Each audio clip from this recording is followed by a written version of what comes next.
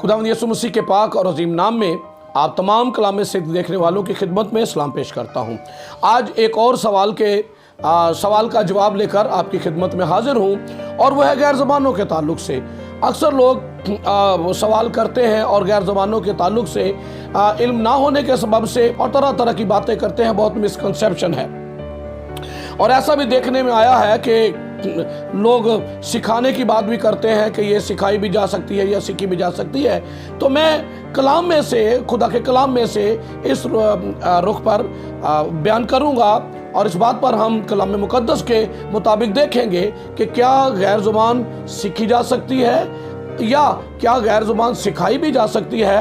कोई इंसान क्या किसी को सिखा सकता है और कोई इंसान उससे, किसी उस्ताद से क्या गैर ज़ुबान को सीख सकता है। तो इस सवाल के जवाब में एक बहुत ही शॉर्ट मैसेज है, लेकिन इसको पूरा ज़रूर देखिएगा और फिर बात आपकी समझ में आ जाएगी कि कलाम मुकद्दस इसके बारे में क्या फरमाता है। अमाल की किताब 2 बाब और उसकी पहली आयत में जब ईद पेंतीकोस्त के रोज़ रूहुल कुद्स नाजिल हुआ तो वहाँ पर हमें गैर ज़ुबानों का जिक्र मिलता है कि गैर ज़ुबानें जो है वो बोली जा रही हैं। मैं आपके लिए पढ़ता हूँ। अमाल 2 बाब पहली आयत से, जब ईद पेंतीकोस्त का दिन आया तो वो सब एक जगह जमा थे कि यकायक आसमान से ऐसी आवाज़ आई जैसे ज़ोर की आंधी का सन्नाटा होता है और उससे सारा घर जहां वो बैठे थे गूंज गया और उन्हें आग के शोला की सी फटती हुई ज़बानें दिखाई दी और उनमें से हर एक पर आ ठहरी। जितने दुआ में थे 120 की जमात, उनमें से हर एक पर आ ठहरी और वो सब जितने बैठे थे 120 की जमात, वो सब रूहुल कुद्स से भर गए और गैर ज़ुबानें बोलने लगे जिस तरह रूह ने उन्हें बोलने की ताकत बख्शी। तो यहां पर जब पहली दफा हम देखते हैं तो हमें यहाँ किसी इंसान का किरदार नजर नहीं आ रहा, ना किसी इंसान का हाथ इसमें नजर आ रहा है, ना कोई इंसान सिखाता हुआ नजर आ रहा है और पहली दफा यहाँ पर जिक्र मिलता है गैर ज़ुबानों का। तो ये किसी इंसान ने नहीं सिखाई या किसी इंसान की तरफ से मनगढ़ंत कहानी नहीं है या जो भी मुंह में आए, जैसे अक्सर सिखाई ऐसा भी देखने में आया है कि लोग सिखा रहे होते हैं, जैसे बर इस तरह की भी जो है वो तालीमें हैं और लोग इस तरह से कर रहे हैं, लेकिन ये बिल्कुल गलत है। ये किसी को बर कहने से वो सीख नहीं जाएगा या बरदे से ऐसा नहीं होगा। जिस पर रूहुल कुद्स नाजिल होगा, जो पाक रूह के मसा से भर जाएगा, रूहुल कुद्स का बैप्तिस्मा पाएगा तो रूहुल कुद्स के बैप्तिस्मे का निशान गैर ज़ुबानें हैं। यहाँ हमें कलाम के मुताबिक मिलता है, क्योंकि उन्हें कहा गया था कि जब तक आलम बाला से कुव्वत का लिबास ना मिले ठहरे रहना। ये ठहरे हुए थे और जब हुआ तो उन्होंने कहा ये वो बाप का वादा है जो पूरा हुआ है, जो योएल नबी की मार्फत फरमाया गया है। तो यहाँ पर हम देखते हैं कि जिस तरह रूहुल कुद्स ने उन्हें बोलने की ताकत बख्शी, इसमें किसी इंसान का हाथ नहीं, किसी इंसानी उस्ताद का हाथ नहीं, बल्कि बराह रास्त रूहुल कुद्स इसमें इन्वॉल्व है और रूहुल कुद्स ने उन्हें ताकत बख्शी। वो मसा से भर गए, पाक रूह से भर गए और गैर ज़ुबानें बोलने लगे। किसी इंसान ने इन्हें नहीं सिखाई। ये एक हवाला है। मैं 1-2 और हवाला जात इस सवाल के जवाब में आपके लिए पेश करूंगा। अमाल 10वां बाब 44वीं आयत से दूसरा हवाला मैं आपकी खिदमत में पेश कर रहा हूं। पतरस ये बातें कह ही रहा था कि रूहुल कुद्स उन सब पर नाजिल हुआ जो कलाम सुन रहे थे और पतरस के साथ जितने मख्तून ईमानदार आए थे वो सब हैरान हुए कि गैर कौमों पर भी ये मामला। अब ये क्या है? ये गैर कौमें हैं।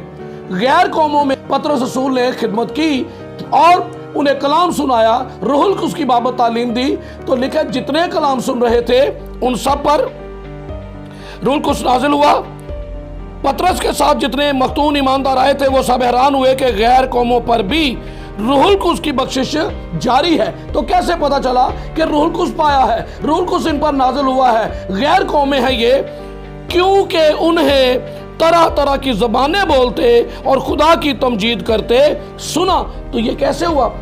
गैर कौमें खुदा की तमजीद कैसे कर पाई? रूहुल कुद्स के वसीला से। तो रूहुल कुद्स जब नाजिल हुआ तो यहाँ पर लिखा है कि वो तरह तरह की ज़ुबानें बोलने लगे। वो 120 की जमात थी जो बिलीवर्स थे, जो ईमान ला चुके थे। यहाँ पर गैर कौमें हैं, लेकिन इन्होंने भी जब कलाम सुना, ईमान लाए, तो रूहुल कुद्स नाजिल हुआ, और रूहुल कुद्स के नाजिल होने के साथ ही मिलता है कि तरह तरह की ज़ुबानें बोलने लगे। तो यहाँ पर भी किसी इंसानी हाथ, पतरस का या किसी और रसूल का हाथ यहाँ पर हमें इन्वॉल्व नजर नहीं आता। उसने तो तालीम दी है, उसने कलाम पहुंचाया है कि ये राह है, ये तरीका है। जब रूहुल कुद्स नाज़िल हो जाता है तो फिर वो अंदर आकर वो हमें ताकत बख्शता है, वो तौफीक देता है, और तब हम रूहुल कुद्स से बढ़कर गैर ज़ुबानें बोलते हैं, और ये रूहुल कुद्स के बपतिस्मे का निशान है। तीसरा हवाला आपकी खिदमत में पेश करता हूं अमाल की किताब 19वें बाब में से।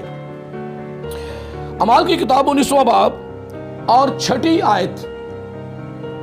जब पौलुस ने उन पर हाथ रखे तो रूहुल कुद्स उन पर नाजिल हुआ। जब पौलुस ने उन पर हाथ रखे तो रूहुल कुद्स उन पर नाजिल हुआ।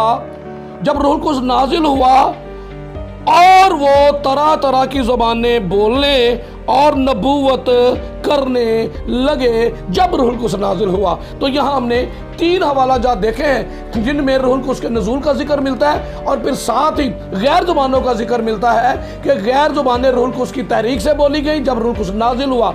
लिहाजा इस सवाल का जवाब यह है, हाँ या ना में भी दिया जा सकता है, लेकिन फिर सुनने वाले या जिनके अंदर ये सवाल है वो समझ ना पाते।